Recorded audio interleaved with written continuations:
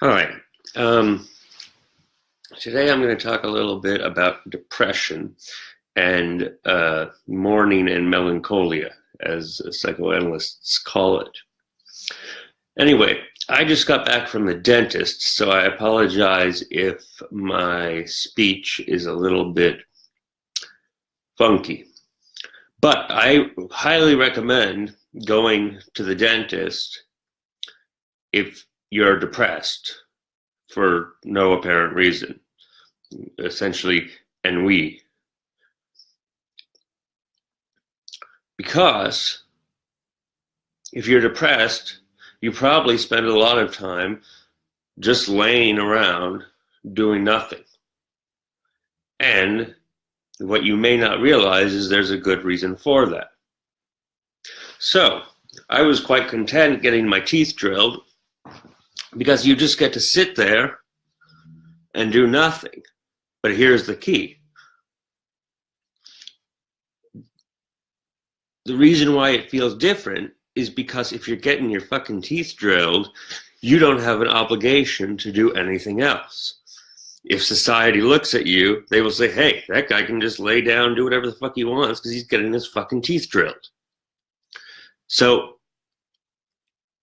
that's one example of depression, because depression is not unlike any other symptom. It is there for a reason. So, for example, maybe you just don't like society, because frankly, society sucks. And so maybe your depression allows you to escape from society. Because when you're depressed, you're outside of society. You're just fucking laying in bed. Now, that doesn't mean it doesn't hurt. The pain will be there. You will be depressed, but the pain may be serving a purpose. Like, for example, getting out of work or getting out of social obligations. And it's an example of how you need to learn, essentially, how to enjoy your pain, how to enjoy your depression, because it serves a purpose.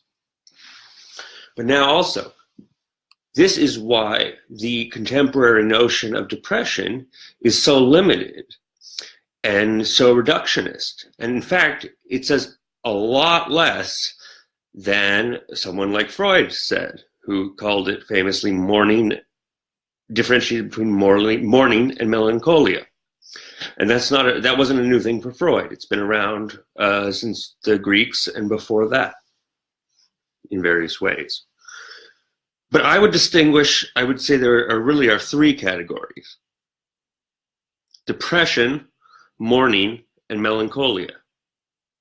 Depression is the absence of desire. You have no desire to do something. And so you're depressed because ennui, you're searching for desire and you're not finding it. But that is different than mourning.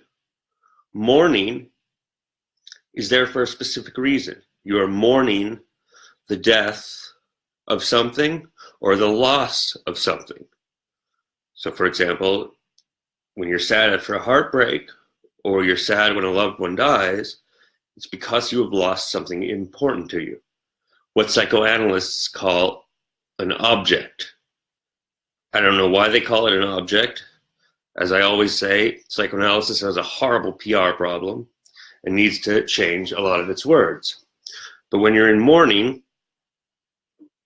you have an internalized object, an internalized person that you can't quite let go of, and that's the pain. Eventually, you let go of it. Now, the third category, melancholia, is much smarter than the very basic definition of clinical depression. Melancholia is when you had something to mourn, but then you never let it go, ever. And that's a symptom, one could say that's the same thing as as clinical depression.